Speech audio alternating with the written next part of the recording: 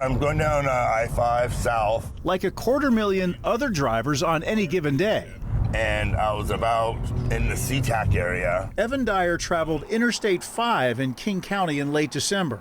In slowing traffic, he came bumper to bumper. He came up on me really, really quickly. With an aggressive driver. He slammed on his brakes because I didn't move out of his way. And then all of a sudden, I heard a big pop. I was like, I think this guy shot at me. I need to get his license plate number. He admits it wasn't smart to give chase while fumbling with his cell phone. I'm trying to film like this, trying to zoom in, but we're going as fast as we can. This is Dyer's last view before the suspect car veered from an off-ramp back onto the highway to make a getaway, but not before crashing through road signs.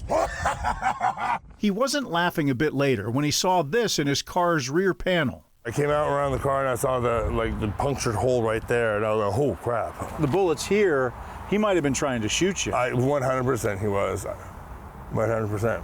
And they just shot in my car, like 3 times. I had a person in a Jeep point a gun at me. Once I heard shots, I ducked my head, you know. The King 5 investigators analyzed a year's worth of gun-related 911 calls to the State Patrol from King County interstates and highways. We are overhead, have the vehicle in sight, and are recording. An additional RP observed the driver of that vehicle throw a firearm out of the window. Many are reports of someone flashing a gun. And you said a handgun? Yeah. Others are the most serious calls of all. Somebody shooting me, somebody shooting me. In the one-year period ending last February, we counted 577 gun calls on King County freeways. We reviewed more than 200 incident reports from those calls. He took a shot and I heard the loud bang. Including the heating and cooling worker fired on with an assault rifle. They're just like thinking this is it, you know. I'm gonna get shot for no reason, you know. It seems like it maybe came in this direction. There's the initial hit. The military veteran who reported that a BB or bullet glanced off his windshield. Because it didn't sound like just a rock hitting the cars. So there's a shooting that occurred south on I-5 just north of 320th. And the couple whose shopping trip ended in gunfire. I was just driving normally and they shot us. I was sobbing, crying. I couldn't breathe for how much I cried. Isabella asked that we not use her real name. She was in the passenger seat of this Honda Civic on I-5 in December.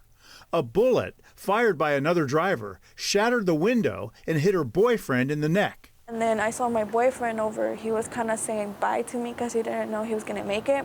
I mean, I was about to give birth in like a month and a half. I thought I was going to lose my baby. You're worried about losing your boyfriend and the baby. Yes. That's terrible. I didn't want, my baby to grow up without his dad. It was very hard. Both baby and boyfriend survived. The State Patrol later arrested an Auburn man and charged him with drug-fueled shootings of up to a half-dozen random motorists. The least place I expected was a freeway. I thought a car was a safe place. But you are more unsafe on the interstate, according to State Patrol data reviewed by the King 5 investigators. We compared the 577 gun calls in the past year to the year before the COVID pandemic shutdowns in March of 2020.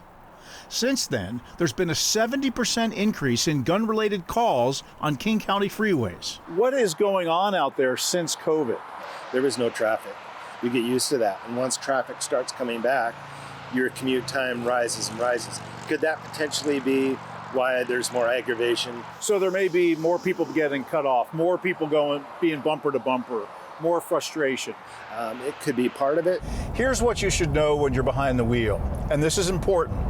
In most cases, you can avoid a confrontation with an aggressive driver by taking that deep breath and showing some restraint.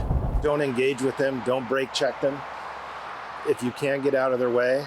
Over and over, we saw reports of victims not allowing aggressive drivers to pass, motorists screaming at one another, and even two drivers pointing handguns at each other. But don't engage. That is the number one thing, don't engage. I engage sometimes, flip them off. An onboard camera captured this road rage 3 years ago when a driver used his fists as weapons against Evan Dyer.